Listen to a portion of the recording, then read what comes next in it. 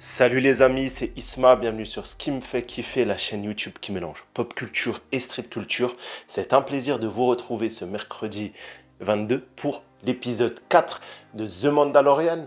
Il m'a régalé, 33 minutes, mais j'ai trouvé cet épisode vraiment très intéressant. On va y revenir tout de suite. Avant tout, abonne-toi, commente, like et partage, aide la chaîne à grandir, donne de la force. Si tu aimes Star Wars, rejoins la communauté Star Wars. Ici, on parle de sneakers, d'heroic fantasy, de Star Wars et bien d'autres sujets liés aux films, aux séries et au streetwear.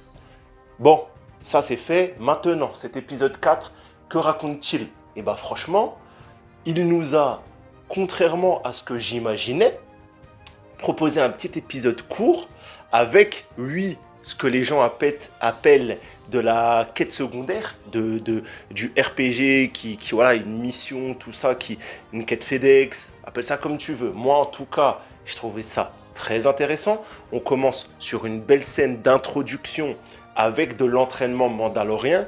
Tu as du combat, tu as l'utilisation des lance-flammes, tu as du viser, contrôler le blaster, tu as vraiment toute cette culture guerrière.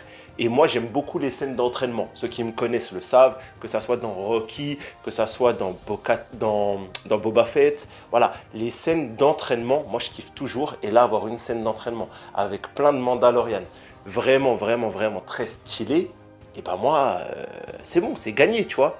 Donc, on est sur cette planète toujours qui est hostile, tu vois, la planète où ils ont été attaqués par le mégalodon. On peut se demander pourquoi ils restent sur une planète aussi dangereuse, et en fait ça a du sens, on va y revenir dans un petit moment. C'est finalement Din qui va aller vers Grogu, il va lui dire « Grogu, il est temps pour toi de devenir un homme, maintenant il est temps de t'entraîner ». J'ai bien aimé, tu vois, c'était stylé.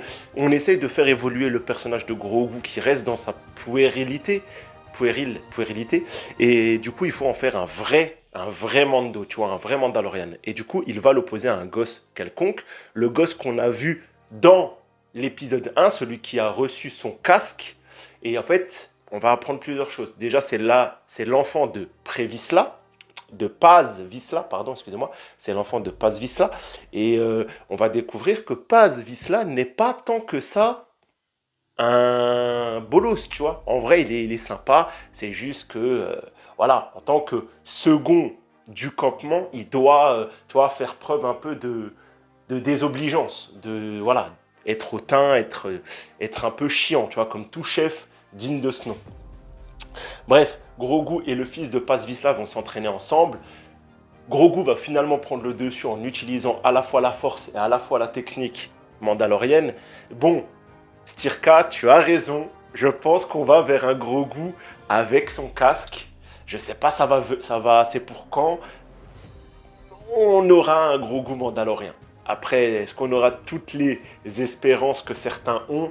Un Grogu avec le Dark Saber, un Grogu roi de Mandalore, ça je ne sais pas. Mais en tout cas, c'est vrai qu'il s'en rapproche. Et c'est intéressant d'avoir un Grogu qui va dans ses pas. À la fin de l'entraînement, le fils de Paz Vizsla va se faire enlever par un dragon raptor, dinosaure, pteranodon, appelle ça comme tu veux, en tout cas il va se faire enlever. Et du coup on va découvrir que régulièrement ils sont enlevés par des créatures, tout ça sur cette planète. Et on peut se demander, mais les Mandalorians, pourquoi est-ce qu'ils restent sur une planète aussi dangereuse, auprès d'une faune aussi hostile? En fait c'est pour s'entraîner, ils kiffent l'action, le danger, tout ça, tu vois. Il kiffe être éprouvé. C'est un mélange entre des Jurassic Park, Hunger Games. D'ailleurs, il y avait un aspect 300 dans l'entraînement que j'aimais beaucoup aussi. Enfin voilà, en tout cas, il y avait ce côté, on reste près du danger parce que ça nous renforce. Et c'est intéressant comme façon de penser. Et pour moi, c'est totalement en accord avec le credo. Donc, ils vont tous partir à la recherche, déjà la poursuite de ce dinosaure, et finalement c'est Bo-Katan avec son vaisseau qui va pouvoir tracer et localiser la tanière de l'animal, et ils vont s'y rendre. On va partir sur une mission de sauvetage avec entre autres Paz Vizsla, Bo-Katan et Din. Et en parlant de Bo-Katan, je trouve encore une fois que c'est un épisode qui met beaucoup d'efforts à rendre Bo-Katan vraiment central dans la trame narrative, n'y aurait-il pas prochainement soit un spin-off sur Bo-Katan, soit l'envie que The Mandalorian, comment on dit, l'égérie, soit Bo-Katan à la place de Din Djarin. Imaginons Din meurt, c'est vrai que Katee Sackhoff pourrait rester et devenir la Mandalorienne, ou le Mandalorien, ou... Bref, plein de gens y pensent. Voilà, est-ce que Pedro Pascal, vu son talent d'acteur, va vouloir continuer à jouer sous le casque sans pouvoir l'enlever? Si la trame narrative veut garder un Mando dans le credo, il va falloir réfléchir à une solution. En tout cas, un Din Djarin encore en retrait, même si c'est lui qui finit par sauver le fils de Paz Vizsla. Mais Bo-Katan, en termes de combat, c'est elle qui fait tout. C'est Bo-Katan qui lead. D'ailleurs, il y a cette scène où elle va manger. Katee Sackhoff va être la seule de l'épisode à pouvoir retirer son casque, parce qu'on a quand même 33 minutes sans pouvoir voir un seul visage. Et pourtant, l'épisode est très pertinent. Tu vois, en termes d'acting, j'ai ressenti des choses avec quasiment 10 secondes de Katee Sackhoff. Après 10 secondes de Katee Sackhoff, ça équivaut pour moi à 1 heure de n'importe quel... Voilà, mais 10 secondes de Katee Sackhoff était un régal. En tout cas, le fait voilà, qu'elle est face au credo, tout ça, qu'elle doit réapprendre, se replonger dans les traditions, tout ça, c'était très intéressant. Voilà, un épisode à 60-40, plus centré sur Bo-Katan que Din Djarin. Au final, à part l'entraînement et le sauvetage, et encore le sauvetage, ouais, il est secondaire. Paz Vizsla a plus de lignes de dialogue, Bo-Katan également, et même la forgeronne, Audrey Sourdive. Voilà, je kiffe cette comédienne de doublage, je kiffe cette voix, elle est trop forte, et pour moi, la forgeronne, il n'y a plus aucun doute, elle est, si des gens se posaient la question, la chef des Death Watch. Il n'y a aucun doute, tu vois. On va avoir, pendant la traque du Raptor, justement, l'armoreur, comme ils disent en anglais, l'armurière, qui emmène Grogu dans la forge, et du coup elle lui parle de forge, elle lui fait d'ailleurs une pièce supplémentaire d'équipement, ce qui fut aussi très sympa, avec l'emblème du Meudorn, je ne sais pas, mais en tout cas c'était bien sympa. Grogu a des souvenirs du temple, tout ça. Donc, on voit un long flashback. J'y reviendrai, les amis, soyez présents vendredi 17h. On va vraiment développer en long, en large ce flashback parce qu'à mon avis, il y a pas mal de trucs à dire sur le temple, Coruscant, la 501e et la fuite de Grogu. Je vais aller un peu faire quelques petites recherches, tout ça. Mais je pense que, vu le peu d'easter eggs qu'il y a dans cet épisode, on se concentrera énormément sur le flashback. Mais en tout cas, flashback du temple avec plusieurs novices, pas novices, padawan. Pour moi, c'était des padawans parce qu'ils étaient à la fois bons, mais pas si bons que ça, parce qu'ils se sont fait quand même tuer par des clones. Ça me dérange toujours que des clones arrivent à vaincre des Jedi, mais soit.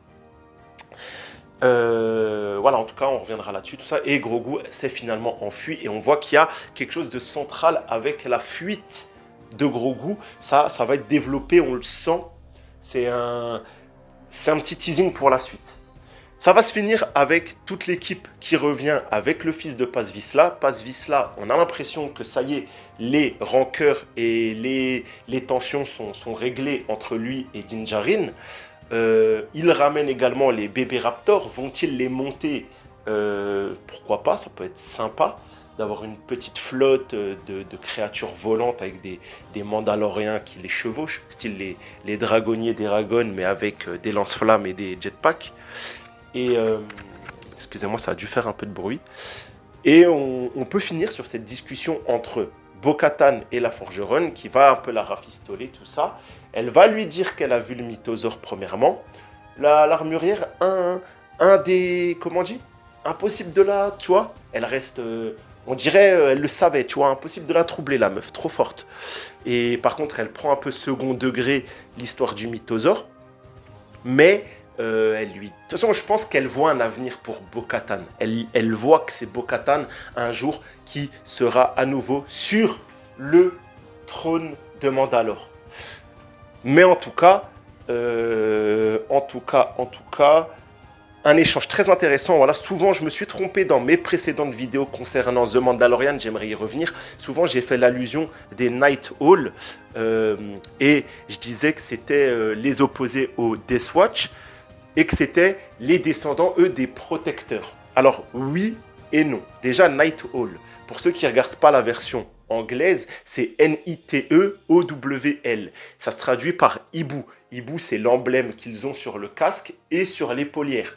En fait, c'est seulement l'animal qui représente leur maison, comme dans Game of Thrones, comme Din Djarin, c'est le Meudorn. Maintenant, est-ce que c'est les descendants des protecteurs et de Fenro? Alors, non, pas tel quel. Ça, je me suis trompé, je le reconnais, je m'en excuse si j'ai induit des gens en erreur. Cependant, par opposition, le fait que les Night Hall continuaient de défendre, de se battre pour une Mandalore libre par rapport à l'Empire, le fait qu'eux se décasquaient, c'était c'était une faction de Mandalore, mais ce n'était pas les descendants des protecteurs que l'on avait dans Rebels. Mais ça n'empêche qu'ils sont des défenseurs, des protecteurs de Mandalore sur le fait. Tu vois ce que je veux dire par les actions. Mais en tout cas, Night Hall, c'est seulement le hibou, comme on pourrait appeler les Stark, les loups, les grands loups, ou les Lannister, les lions. Les hiboux, c'est les Night Hall. C'est aussi ses comparses. Tous ceux qui ont la marque du hibou sur le casque, c'est des Night Hall. Et du coup, avec son emblème animal, elle peut également être une Death Watch, et du coup avoir à la fois le mythosaure et le hibou. Est-ce que c'est intéressant? Non, mais c'est très stylé. C'est très stylé. Et oui, nous sommes plusieurs à penser que dès la fin de la saison, Bo-Katan va se pointer en chevauchant le mythosaure. Et ça sera très très stylé. Bon, voilà, qu'est-ce qu'on peut rajouter de plus? C'était un peu long, mais franchement, j'ai trouvé beaucoup de choses à dire à cet épisode. Entre l'action du Temple Jedi et l'action contre le dinosaure, c'était stylé. Tous les petits trucs amenés par rapport au credo, c'était stylé. Non, moi, franchement, c'était pas mal. C'était pas mal. Bon épisode. Bien sûr, on veut la suite, on veut que ça avance. Mais j'ai hâte de savoir, vous, en commentaire, est-ce que vous avez aimé cette petite interlude? Est-ce que vous avez passé un bon moment? J'attends vos commentaires. Bien évidemment, likez, partagez, commentez. On se voit, j'ai pas fait la pub en entrée, vendredi, chaîne YouTube de Zino, 21 h, peut-être un petit peu plus s'il y a un peu de retard, mais ne vous inquiétez pas, on sera présent pour parler de cet épisode. Il y aura beaucoup de choses à dire en présence de Stirka et moi-même sur la chaîne de Zino pour débrief tout cet épisode. Les amis, prenez soin de vous, c'était Isma, à la prochaine, à vendredi pour les easter eggs. Ciao les gars.